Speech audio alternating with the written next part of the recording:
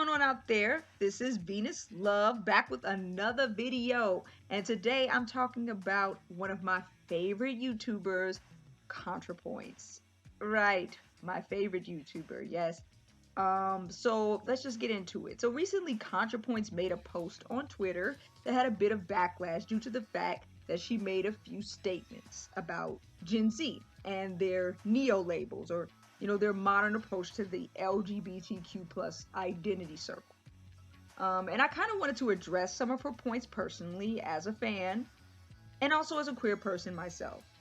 I've had my share of frustrations and confusion when dealing with people of various different genders and sexualities, especially when some of these people condemn me or others for not getting their gender or sexuality right the first time. Funny story, I am both bi, I use bi and pan interchangeably, but I am both bi and non binary. And yet I still don't always get people's identity right the first time. And yet there are times when people will be, more understanding, and then other times when people will be, you know, angry about it. But of course, there are many things that ContraPoints mentioned that I agree with and don't agree with. So I kind of wanted to talk about it. Now, needless to say, despite the fact that ContraPoints is one of my favorite YouTubers, I don't always agree with everything ContraPoints says and does, even if by and large I enjoy her content. Let's make that clear. I mean, yes, she does address her points in creative and very nuanced ways normally, but that doesn't mean that I agree with everything she says and does. I know I shouldn't have to say that, but just for clarification, just because I'm a fan of someone doesn't mean I have to agree with everything that they do. Right. So, anyway, let's break some of this down. I wanted to kind of go into some of her posts and just kind of read through it briefly and address all of the points that ContraPoints made. As you guys know, I am making videos about being bi and the LGBTQ community because I feel like it's so necessary. I feel like our community is very, missing in the YouTube scene compared to the rest of the LGBTQ community. So this video is going to be from the perspective of a bi person, just to let you guys know. So ContraPoint states this. She says the discourse is about Gen Z queer people online saying things like, I'm a horny asexual who loves to FUCK, and casual minor that heterosexuality doesn't make your gayness any less valid. And my claim that these statements are hard to figure out. Note, I'm not saying they aren't valid. I've never been big on deciding what is valid. If you're a horny asexual who loves to FUCK, by all means continue with my maternal blessing. But surely you see that, to most people, the statement, I'm a horny asexual who loves to FUCK, is at face value confusing, contradictory, and in so many words, hard to figure out.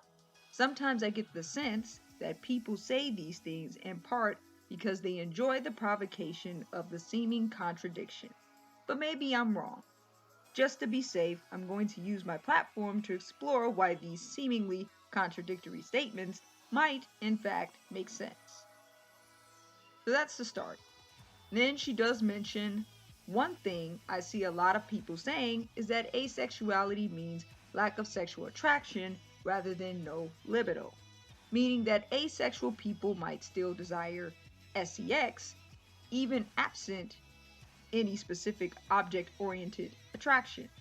If that seems counterintuitive, consider that people often have sex for reasons other than sexual attraction. To feel attractive, to sustain a marriage, for money, etc. And that sex might still be enjoyable. I myself have had sex with people I wasn't attracted to, and occasionally even enjoyed it. It's fine. I'm fine. For another example, sometimes straight people have gay sex just to get off. It's a thing. So it makes sense that some people who never experienced attraction still might enjoy having sex. And in such a case, they could aptly be described as horny asexuals who love to fuck. I have a master's in philosophy. That was said in true Contrapoints manner. And I do applaud her for addressing that asexuality is different from low libido, because there's a lot of people who do confuse asexuality for a low libido. I myself am asexual. And I'll get a little bit more into that throughout the video, but I just want to address her points first before I give my point of view. She also goes into a part 2 on Twitter called The Gay Heterosexuals. Okay? So, this is what she says. Gay describes a sexual orientation, but it also describes a community and culture. So, to pick the most charitable example I can think of, some straight trans people continue to identify as gay because they remain deeply connected to the gay or lesbian community they belong to pre-transition. I think this is fine and valid, though again, at face value, when you say I'm straight now but still gay, it sounds like you're describing some kind of sexual identity quantum superposition.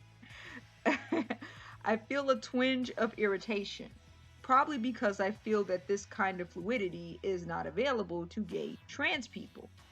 I suspect, for example, the community would be irritated at me if I identified as both a lesbian woman and a heterosexual transvestite. But I guess I should have thought of that before being an autogynephilic menace to society. Of course, she also mentions more. She says, it's not just Gen Z that uses a cryptic, provocative discourse style. She states, I originally started Contrapoints partially out of frustration that millennial SJW activists were attempting to communicate basically true and important ideas in an extremely inarticulate, irrational, sloganeering, dogmatic, no, I will not elaborate on that, and if you disagree, you're the enemy rhetorical mode that was off-putting to almost everyone. I always wanted to be understood, to explain myself clearly and patiently to people who just genuinely didn't get it. And now that Gen Z is leading online discourse, I find myself irritated by the same rhetorical trends that used to bother me in millennials. But now I sound old when I complain about it. F-U-C-K. That was definitely said in a very Contrapoints way. So I do have a lot of viewpoints, ideas regarding what she just mentioned, and I agree with a lot of what she said, and there are some ideas that she had that I kind of have a different opinion about, but I'll get more into that. So, to be frank, I definitely understand Contrapoint's frustration with this. I have also dealt, or felt a little confused by lesbians, for example, who say they would FUCK Harry Styles, right? Which I mentioned in my last video. And, it can be really confusing. There are lesbians that literally say they have male crushes, but they're still lesbian. I like boys, but I'm still lesbian. Back in the day when you had a crush on someone, that usually reflected your attractions.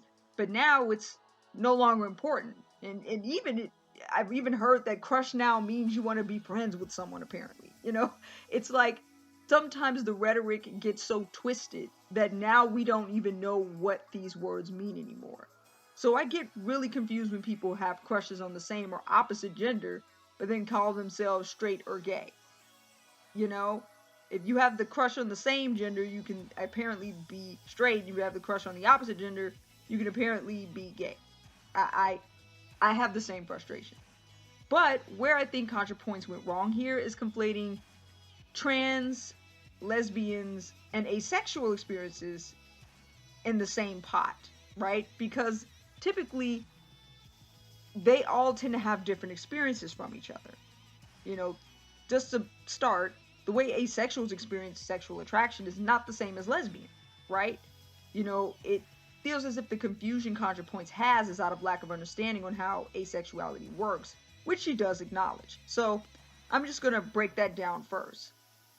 Just to be clear, some asexuals, like myself, experience occasional sexual attraction, but it happens a lot less often than it does for other people.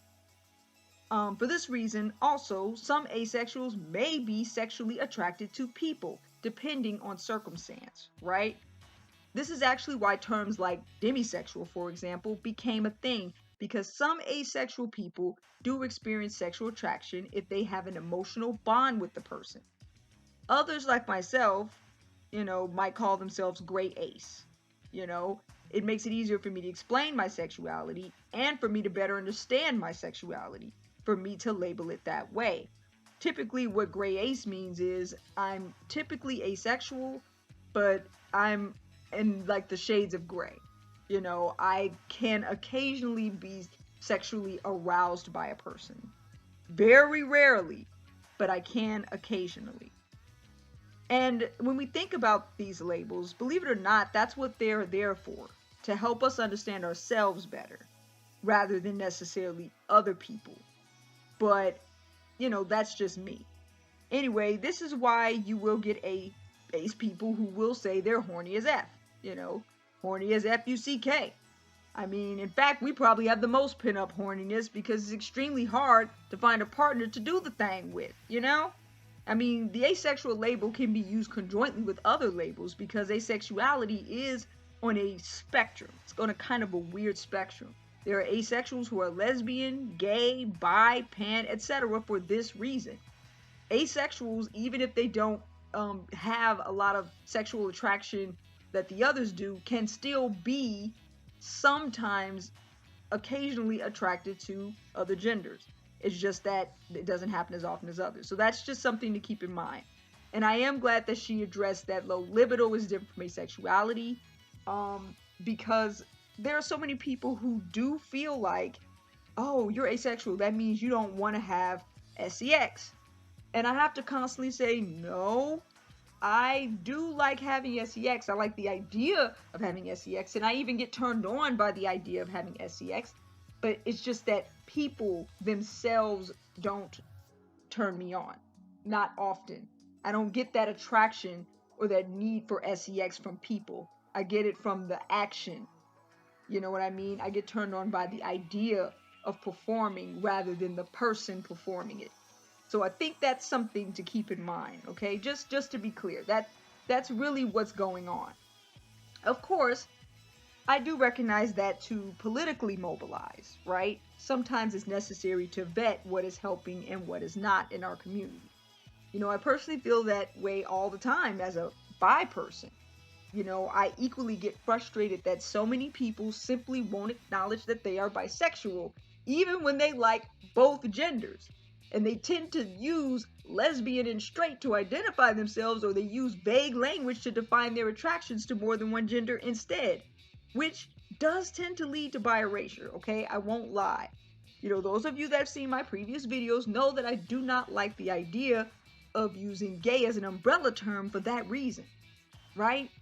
As Contrapoints mentioned, we tend to use gay to describe LGBTQ plus culture, but that sometimes gets conflated with other sexualities.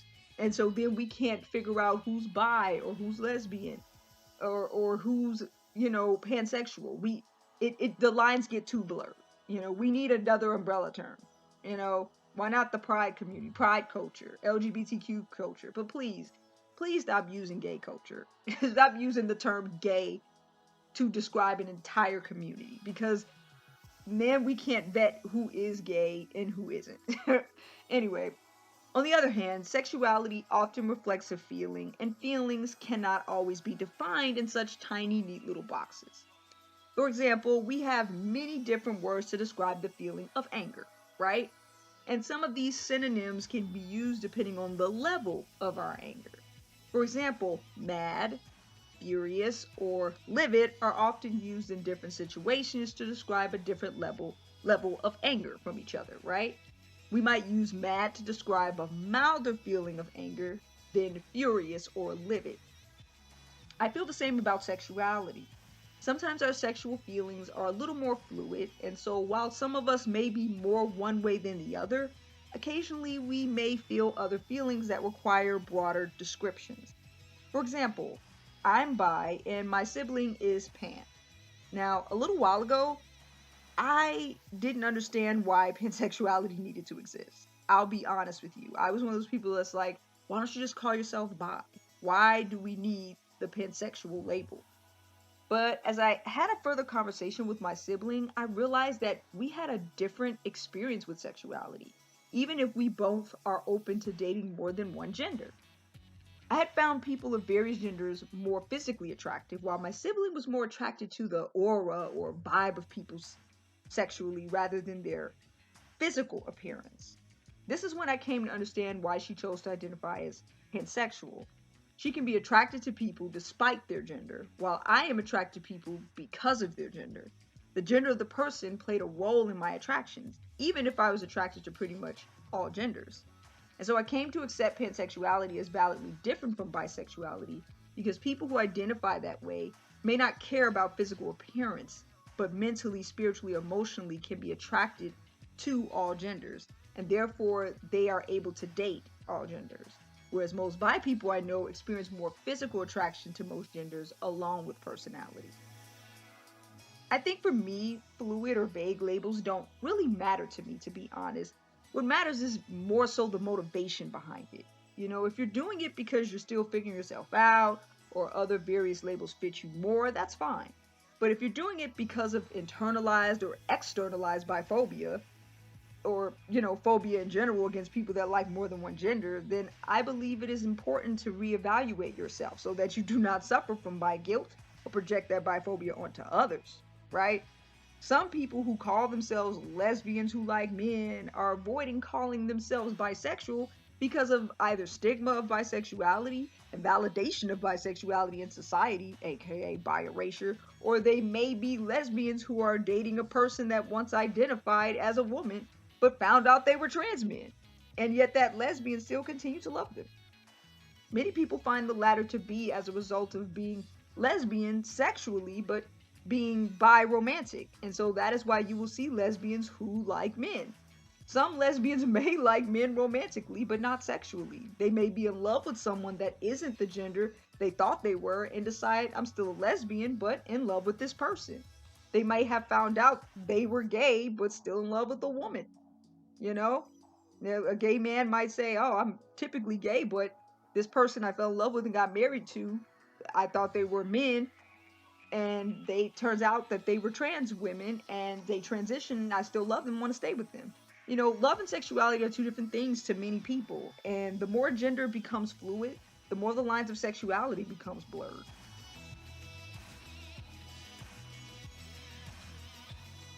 To be frank with y'all, that's probably why pansexuality became so popular as a descriptor. When your partner transitions, do you leave them just because they aren't the gender you thought they were? Many people have decided instead of leaving the partner whom they love, they will adopt a label that fits their unique situation. And no, it's not transphobic to realize you love your partner regardless of their gender. I mean, take Gigi Gorgeous as an example. A few years ago, she came out as lesbian while dating her partner. Her partner at the time identified as a girl, and Gigi herself realized that she could fall in love with girls. However, her partner now identifies as trans. There was so much pressure for Gigi to change her label while being married to her partner. So Gigi decided that she would identify as pansexual.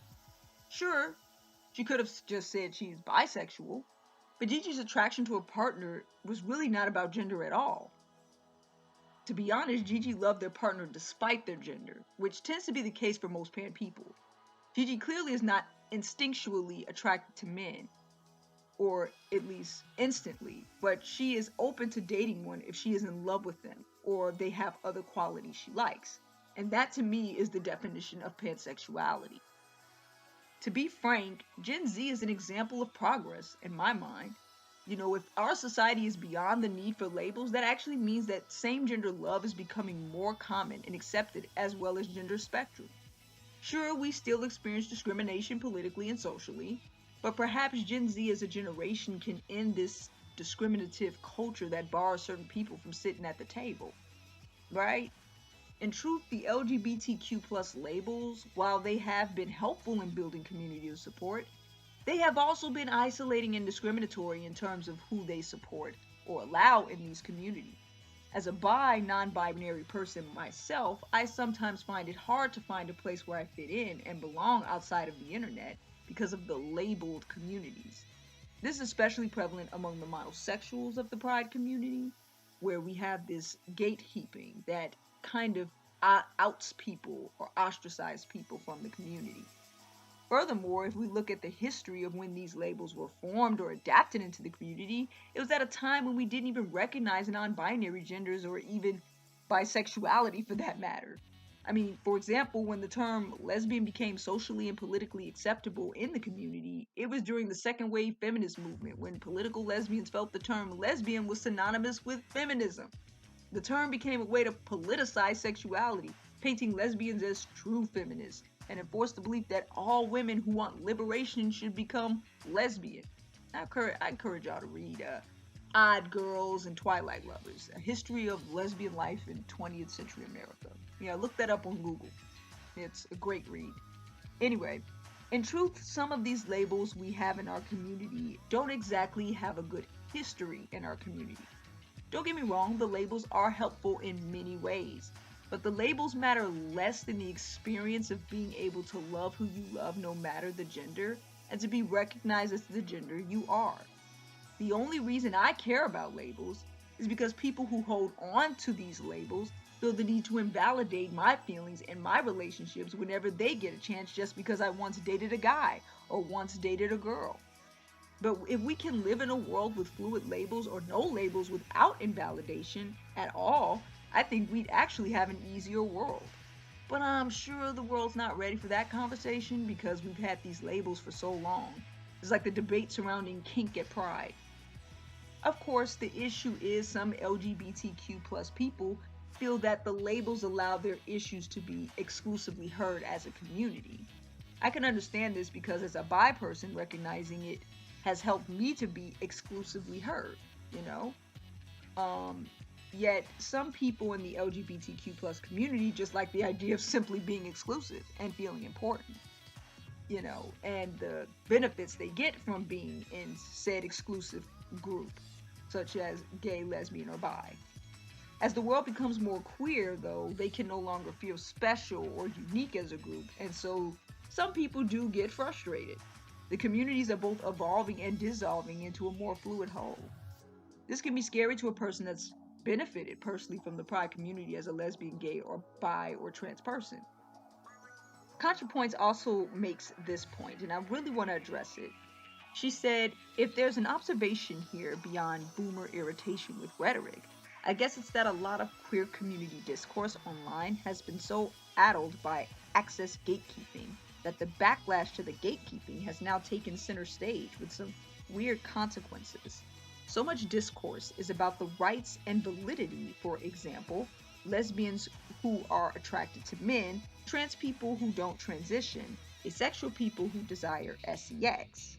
It's weirdly at odds with the broader purpose of these communities, which is to support women attracted to women and their hard fought right not to be with men, gender transition, whatever that means to you, and people who don't experience sexual attraction. I get that combating excess gatekeeping is necessary. I just find it a little alienating how much the discourse centers these issues. Maybe I should keep that feeling to myself, and this is all a terrible mistake. Or maybe there's something more to discuss here. I don't know, honestly. I'll think about it some more. Sorry for the trouble. So, let's get into it. Let's get into it. When we really think about it, and this is what it comes down to, the question is if everyone is lesbian, if everyone is gay, if everyone is bi, if everyone is trans, what does that really mean for the LGBTQ plus community as a whole?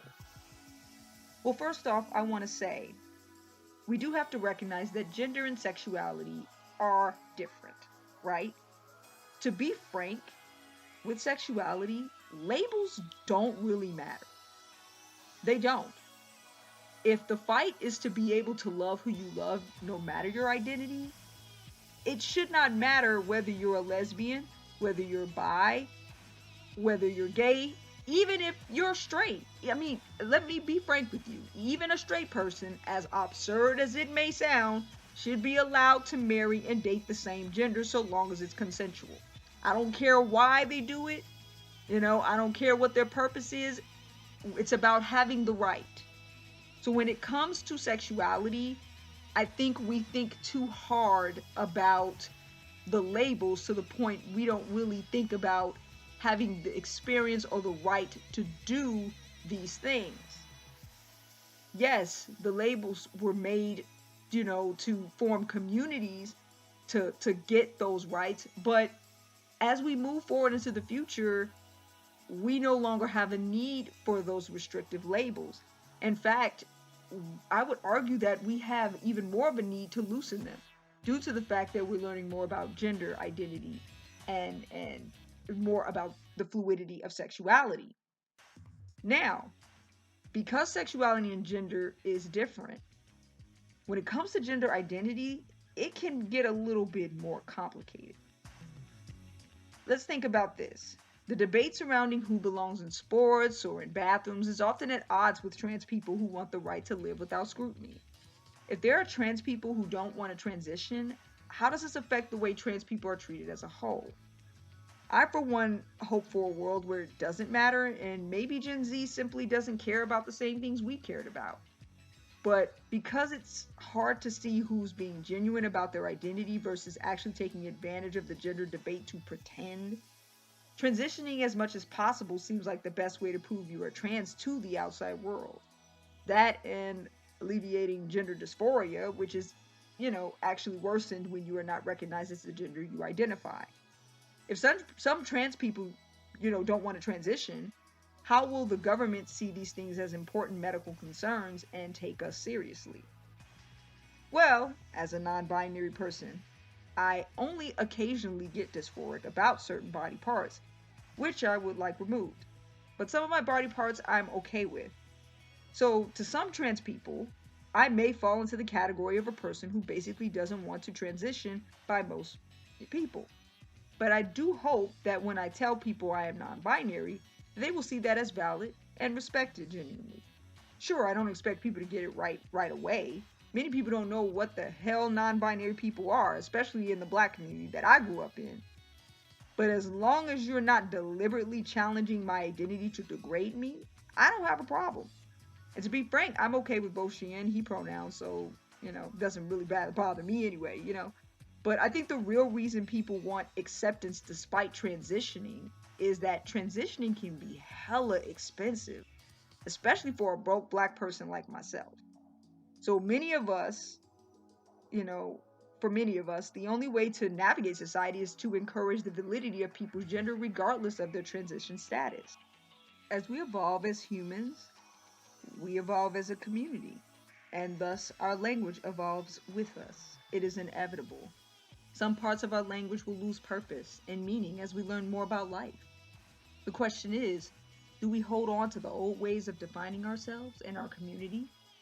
Or do we redefine the terms to adapt to a changing world? Anyway, let me know in the comment section below what you think. This is just my perspective. I kind of wanted to give a nuanced perspective. I didn't want to come off too passive aggressive, but I did want to show both sides of the issue. It's a lot more complicated than just identify as lesbian, gay, or bi and be done with it. There's so much to placing an identity on yourself. It's a journey. And so I think while we do have our frustrations as a community with people who are maybe at a certain point in that journey or maybe identifying themselves as one way more than the other, I think it's okay to allow for labels so much as long as there's no ill intention. So thank you guys for tuning in for this video. I will be having more videos coming out throughout the year, throughout the week, throughout the month. So just make sure you hit that notification bell if you're interested. If you like this video, go ahead and put a like, go ahead and put some comments. And I hope to be speaking to you guys soon.